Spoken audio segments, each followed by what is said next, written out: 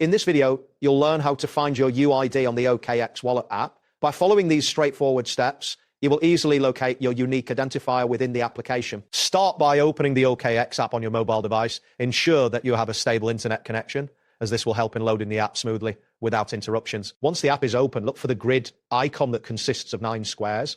This icon is typically located at the bottom of the screen. Tap on this icon to access the main menu of the app. After tapping the 9 squares, you will see several options appear on your screen. Look for the option labeled Profile or Me, which is usually positioned in the top left corner of the menu. Tap on this option to proceed. Upon selecting Profile or Me, your profile information will be displayed. This section includes your name and email address, as well as other account details. Your UID will be shown prominently under your name or email address. If you wish to share your UID with others, you could easily do so by tapping the copy button, which is typically located next to your UID, wherever needed, making it convenient for sharing. That's it for this tutorial. Thanks for watching, and see you in the next one.